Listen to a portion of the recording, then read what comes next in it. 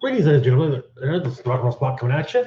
Um, the other day, I went and saw Ready Player One. A little bit late for this, but hey, better late than never, I guess. I honestly I wanted to talk about this before before I did a postmortem on when the Blu-ray comes out. I'll probably still be doing a postmortem on it, just if for no other reason than the special features. So thoughts and opinions. I enjoyed the movie. It was fun. It it is just so much of an homage to 70s, 80s, 90s pop culture. Like seriously, there's almost nothing you can't think of that isn't in the movie. Um, the visual effects are just top notch. The acting is good, but as someone who also read the book, I was a little bit disappointed in some things. Not all, not overall. But I still enjoyed the movie. As like I said, as someone who read the book, I still enjoyed the movie. But we're gonna get into spoiler territory here, just right off the bat. First off, okay, when I read the book, got to the point with the Tomb of Horrors, and I read it, I was like, oh, I cannot wait to see this movie. It's gonna be so cool. So the movie, it's gone completely. In fact, I don't recall there being um, any reference to D&D at all, and that was just sad. Um, I didn't entirely like Ogden Morrow's changed role as the as himself and the curator. Just I don't know. I liked it better. I think I liked his role in the book a bit better. I mean, it was still to a degree, at least with his real world self, the same character, but I don't know. I just didn't like I don't know. For some reason, I just wasn't digging it.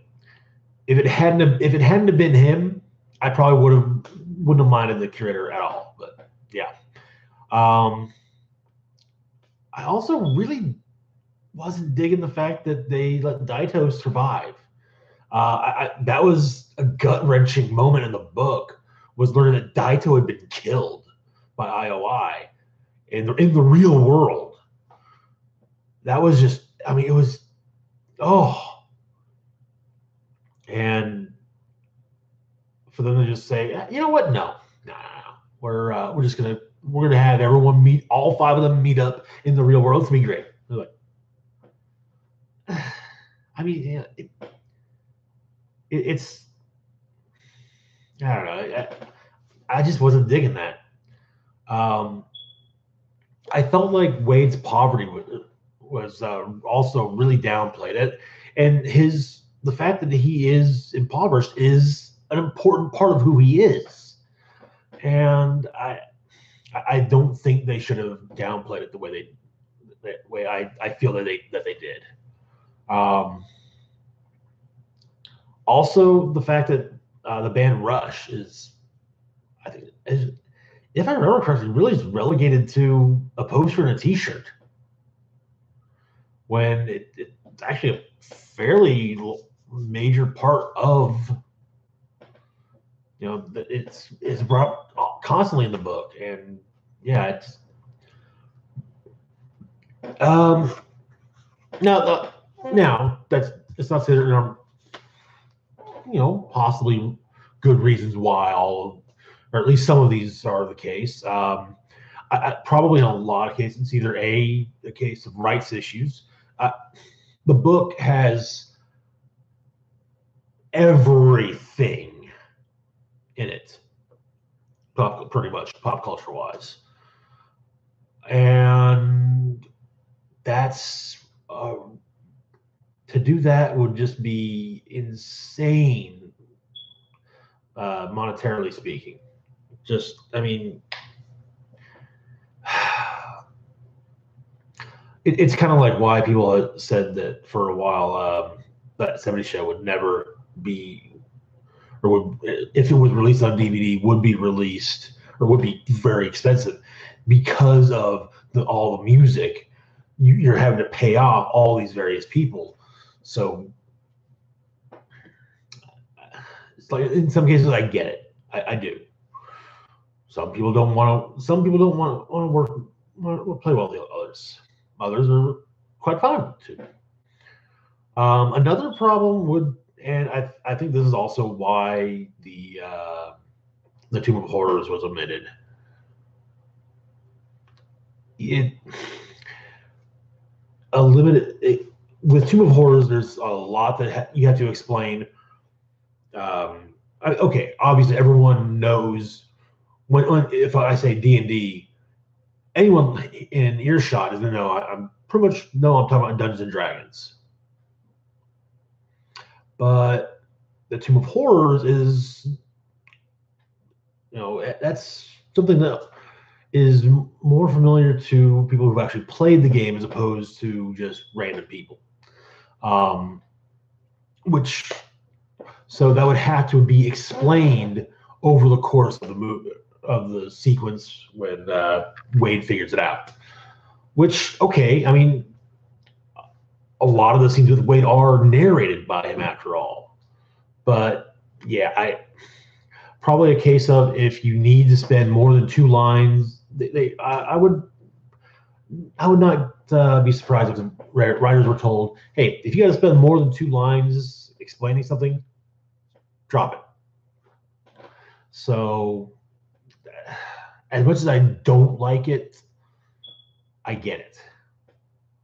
Also, it does make the movie a little bit more accessible to, regular, to non-nerds, basically.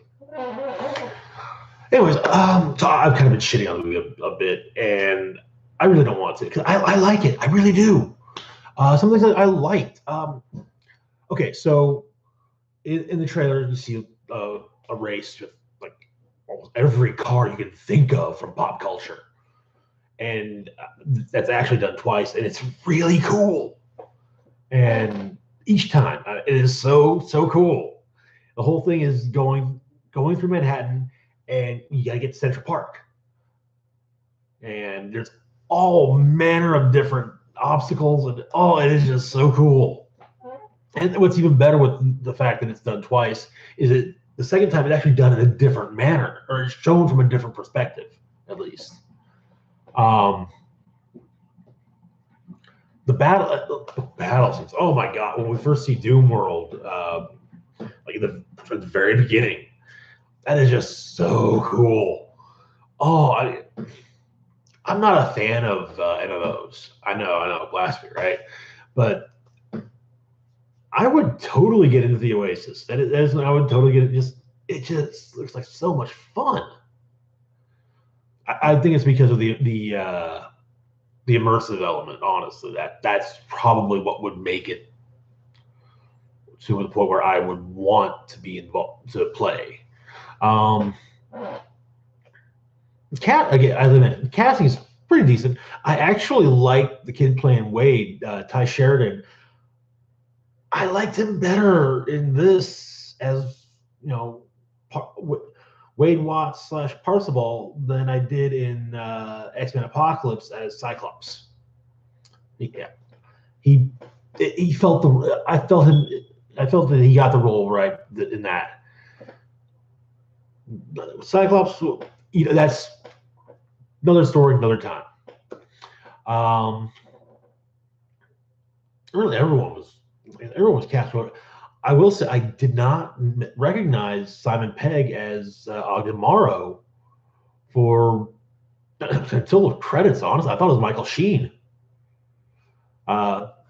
Makeup. That's what I blame it on, really. But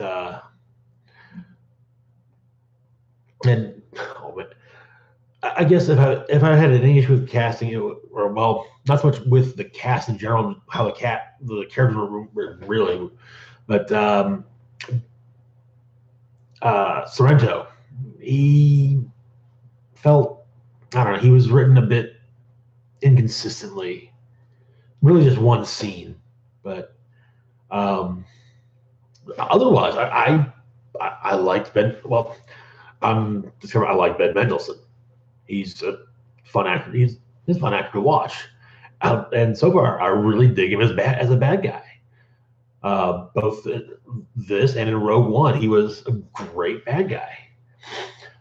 So my final verdict on the movie, as an adaptation of the novel Ready Player One, it's okay. It carries the spirit of it, but otherwise, it's just so much has changed. And it's more, the movie feels more, about the pop culture references than the story. And but on the other hand, as a movie made as an homage and spectacle of pop culture, honestly, it's great. I kind of want to watch it again just so I can sit there and say, okay, there's that, and there's that, and there's that, and there's that. But I don't know if I will or not. Hopefully, hopefully I do. Or if anything, when the Blu-ray comes out, I can do that. Anywho, that's really all I've got for today. I'm gonna try and get a video up tomorrow as well. Sorry about the lack of content these last few days. It's been a bit. It seems a little bit off, and I think with getting back into the swing of things, I'm trying to figure out just the right schedule with things. So, anyways. As always, feel free to like, share, subscribe. Hit that bell icon to be notified when I put up a new video. At this point, when I'm live again.